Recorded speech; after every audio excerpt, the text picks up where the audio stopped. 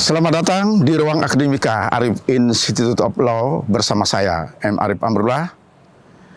Kali ini kita akan berbincang mengenai pasal dalam RUU KUHP yang berkaitan dengan penghinaan terhadap presiden. Nah, terkait dengan isu mengenai penghinaan terhadap presiden itu begitu viral beberapa waktu lalu dan juga sampai hari ini, ya. Nah, saat ini saya mengundang teman-teman mahasiswa sebagai generasi yang juga nantinya akan menentukan nasib bangsa ini. Ya. Kalian sudah baca kan RUU KUHP? Sudah, Bro. Sudah. Berarti tidak ikut-ikutan ya. Nah, artinya kalian sudah membaca, tahu sudah isinya, bukan katanya ya. Jadi artinya betul-betul sudah membaca rumusan atau teks dari RUU tersebut. Ya. Jadi ini menarik. Para sahabat akademika. Jadi ini 3 orang saya hadirkan di sini, kita bincang-bincang. Pas ini juga di lapangan jadi hijau, lapangan hijau dikelilingi pohon-pohon, jadi moga juga sejuk, juga para sahabat akademika sejuk dalam memandang pemandangan di sekitar ini. Nah, saya mulai dulu dengan Lisa. Ya, silakan Lisa, bagaimana pandangan Lisa terkait dengan adanya maraknya demo-demo yang menentang pasal yang mengatur mengenai penghinaan terhadap presiden dan wakil presiden. Apakah sebetulnya menghina itu tidak sesuai dengan nilai bangsa kita? Artinya menghina itu apakah orang artinya, oh bagus kamu menghina. Ya, artinya tidak dilarang menghina. Nah, contoh saja, misalnya orang tua kita dihina, keluarga kita dihina, terima nggak rasanya itu ya? Nah, menghina itu apakah bagian dari budaya bangsa kita menghina itu? Silahkan Lisa. Baik, terima kasih Prof atas kesempatannya. Senang sekali bisa berbincang terkait pasal-pasal kontroversi dalam RKUHP ini. Sebelumnya untuk tanggapan saya terhadap mahasiswa-mahasiswa yang mengikuti demo, tentu saja itu kita perlu berterima kasih karena memang mahasiswa beruntungnya masih mempunyai nilai kritis. Namun terkadang yang perlu disoroti dari demonstrasi yang dilakukan oleh mahasiswa adalah terkait alasan-alasan dari demonstrasi tersebut gitu. Apalagi mengenai pasal ini terkait kontroversi pasal dalam RKUHP terkait penghinaan terhadap presiden dan wakil presiden, sebenarnya menurut saya ini tentu jauh dari nilai budaya kita, apalagi Indonesia yang selama ini memang dinilai luhur secara nilai budaya. Bahkan kalau ngomongin menghina itu sangat tidak pantas untuk dikatakan sebagai budaya, karena memang pada dasarnya budaya adalah suatu hal yang baik, sedangkan menghina adalah merupakan suatu hal buruk gitu. Apalagi ini terhadap presiden yang merupakan seorang kepala negara yang merupakan representasi dari suatu negara tersebut. Jadi kalau kita lihat dalam pasal 218 ayat 1 dan ayat 2 RKUHP itu telah jelas mengenai sejauh apa penyerangan harkat martabat yang dimaksud dan untuk kepentingan apa, dan bahkan di situ juga dijelaskan bahwa untuk kepentingan-kepentingan tertentu masih diperbolehkan, yang artinya di sini sebenarnya tidak sesuai dengan perspektif dari masyarakat yang memang pasal penghinaan itu dipandang sebagai pasal yang membatasi demokrasi, membatasi kebebasan berpendapat, karena bagaimanapun juga meskipun dalam Undang-Undang 1945 diatur pada pasal 28E ayat 3 terkait kebebasan berpendapat, namun bukan berarti hal itu dapat dimaknai secara bebas dan tidak memiliki batasan dan cakupan yang jelas, seperti itu, Prof. Baik, bagus sekali yang diulas oleh Lisa. Jadi seringkali dikaitkan dengan, oh ini kan kita era kebebasan, demokrasi. Apakah lalu demokrasi itu absolut dalam arti boleh segala-galanya, tidak ada batas-batas? Apalagi kan kita di Indonesia ini terkenal sering budayanya, budaya apa ya, etik, budaya baik lah, budaya-budaya menghormati, ya santun. Nah ini kan masih lah, jika ini dikumandangkan terus melalui media-media itu kan lah, ini kan lalu menjadikan semacam pendidikan yang kurang baik kepada generasi muda, seolah-olah menghina itu boleh, Padahal kan tidak demikian halnya. Ya, memang wajar dilarang. Lo namanya menghina. Tentunya juga menghina ini kan harus dibedakan dengan mengkritisi. Bedakan mengkritisi dengan menghina. Jangan dicampur adukan menghina dan mengkritisi. Coba Brilian, antara menghina dan mengkritisi itu bagaimana menurut Brilian itu? Iya, baik Prof. Kalau menurut saya pribadi penghinaan, maksud saya menghina begitu dengan mengkritisi itu memang beda ya Prof. Kalau saya boleh mengutip katanya Prof Edi itu bahwa menghina itu ada dua gitu Prof kriterianya. Yang pertama itu menista gitu Prof. Menista ini berarti kayak menjelek-jelekkan gitu, kayak mohon maaf kamu babi begitu, itu menista. Kemudian yang kedua itu fitnah Prof. Fitnah itu menghina. Nah kalau kritik ini kan beda ya. Kritik itu kalau saya memandang itu bagaimana kita itu mengkritisi, mengomentari suatu kinerja begitu Prof. Apakah ini baik, apakah ini buruk begitu, apakah ini memang diperlukan atau tidak, itu saya rasa seperti itu Prof, perbedaannya dari mengkritisi dan juga menghina. Ya. Jadi yang namanya mengkritik itu jelas berbeda dengan menghina ya. Nah, menghina itu sebenarnya ada kebencian ya.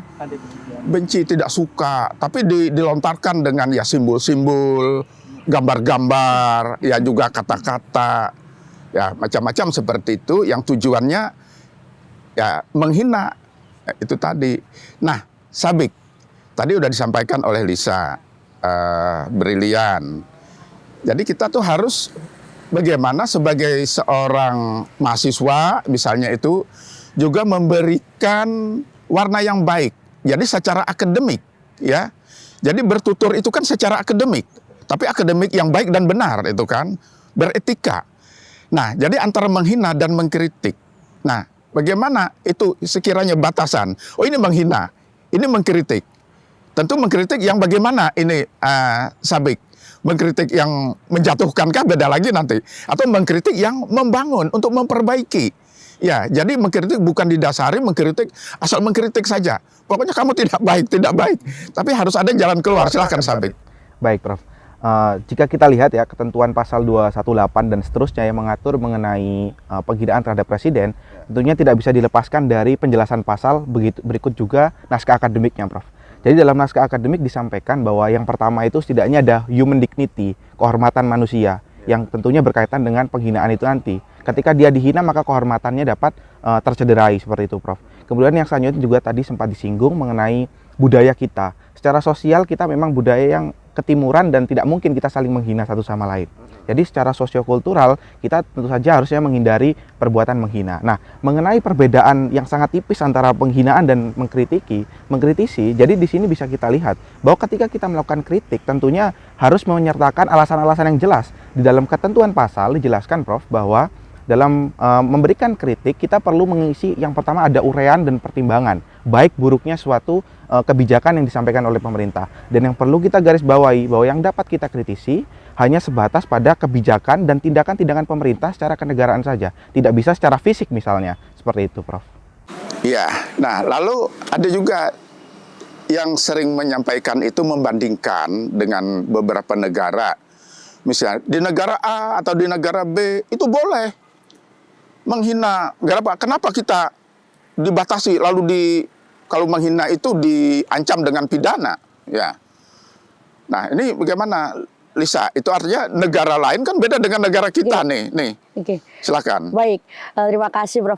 Jadi saya masih ingat betul atas apa yang disampaikan oleh Prof Edi, ada beberapa hal yang tidak bisa dibandingkan terkait hukum yang ada di satu negara dengan negara lain. Salah satunya adalah terkait penghinaan terhadap kepala negara. Jadi itu adalah hal yang tidak bisa dibandingkan sama sekali, karena bagaimanapun juga kita melihat pembentukan hukum dan suatu perundang-undangan tentunya apalagi khususnya adalah perundangan-perundangan pidana itu tentunya kan dilihat dari kultur masyarakat, sosial budaya, kebiasaan dan lain sebagainya. Yang tentu dalam hal ini satu negara dengan negara lain juga tidak bisa disamakan, kebiasaan-kebiasaan yang timbul di masyarakat juga tidak bisa disamakan gitu. Jadi hal itu bukan suatu alasan untuk kita harus selalu berkiblat kepada negara lain, karena bagaimanapun juga kita selaku negara yang berkedaulatan, memiliki kedaulatan secara tetap, wajib hukumnya menurut saya untuk melindungi dan membentuk hukum sesuai dengan apa yang dibutuhkan masyarakat dan sesuai dengan sosial budaya yang ada di negara kita sendiri. Seperti itu Prof. Ya.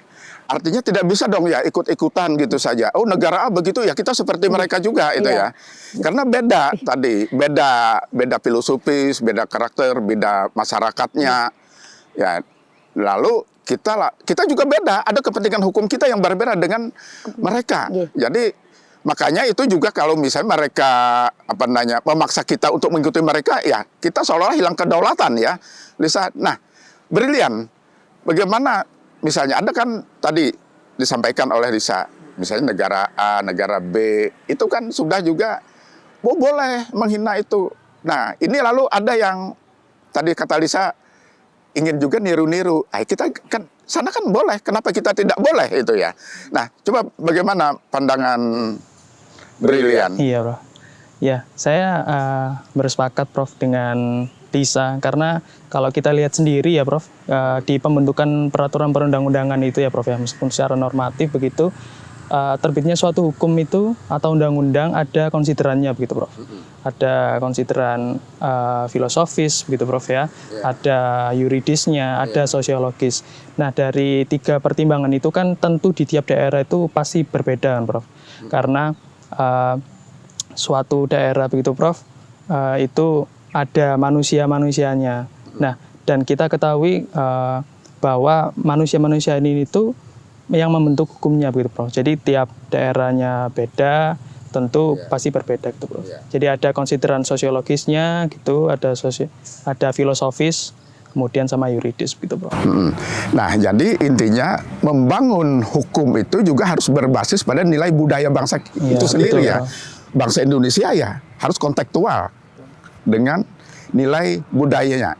Di luar itu berarti ya tidak sesuai. Kalau kita menyatakan, oh negara kita adalah berdasarkan Pancasila dan Undang-Undang Dasar 45, berarti semua harus mengacu ke situ, harus berbasis ke situ. Itu kan. Nah, Sabik. Nah, jika kita misalnya menyimpang dari nilai-nilai Pancasila, cocokkah kayak itu dikatakan sebagai budaya bangsa kita? Tentu saja tidak, Prof. Karena melihat bagaimana spirit Pancasila itu ditanamkan, baik ketika perubahan Undang-Undang Dasar sudah dilakukan, tapi semangatnya masih tetap sama. Bahkan hingga hari ini pun seperti itu. Nah, tentu saja dalam proses pembentukan peraturan perundang-undangan, dari zaman kemerdekaan hingga detik ini, tentu saja yang namanya Pancasila harus tetap diikutsertakan. Nilai-nilainya harus tetap ikut serta.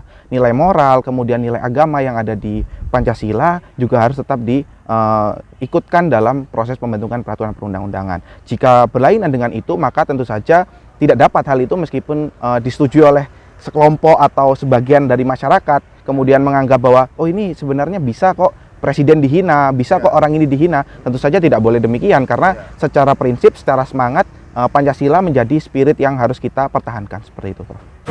Baik, Sabi. Para sahabat akademika, inilah tadi pandangan-pandangan dari teman-teman kita, ya, mahasiswa.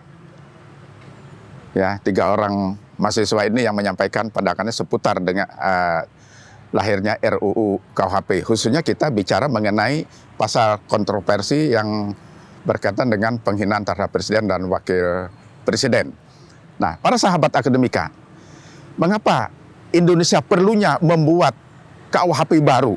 Kita kan sebenarnya sudah punya KUHP, tapi kan itu peninggalan kolonial. Nah, kalian para mahasiswa hukum ini itu mengerti betul pelajaran di satu ini yang disampaikan oleh para dosennya tentang bagaimana sejarah KUHP itu sendiri, ya. Nah, jadi ada alasan mengapa kita atau Indonesia itu perlu artinya membuat KUHP made in Indonesia. Jadi buatan Indonesia. Kalau sekarang itu banyak produk-produk itu kan harus ada produk lokal yang harus diutamakan. Nah, ini jadi RUU KUHP ini harus betul-betul berbasis pada nilai-nilai bangsa kita. Jadi berbasis pada budaya bangsa kita. Nah, jadi begini, para sahabat akademika, jika Indonesia tetap menggunakan KUHP atau WPS, Wet Book Panstraprah itu tetap digunakan dan tidak diganti dengan KUHP baru yang buatan Indonesia sendiri, itu secara politik. Jadi secara politik berarti kita itu masih dijajah oleh Belanda. Nah, juga secara sosiologis, tadi sudah secara tersirat atau ya tersurat tadi udah disampaikan bahwasanya secara sosiologis itu tidak cocok budaya mereka dengan budaya kita.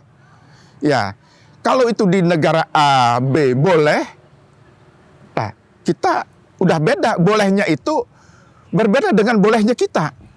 Bangsa Indonesia tentu tidak bisa kita lalu kata orang Madura nih, di sini para sahabat akademika, jangan norok bontek kita itu ya. Jangan ikut-ikutan ya, harus punya jati diri sendiri. Nah, inilah yang dibangun oleh bangsa Indonesia, bagaimana produk peraturan perundang-undangan itu harus kontekstual dengan budaya bangsanya sendiri. Ya, dalam undang-undang tidak melarang untuk mengkritik. Kita dan mengkritik itu sangat boleh karena tidak ada sesuatu itu yang lalu sempurna. Mengkritik itu artinya memperbaiki, kan baik.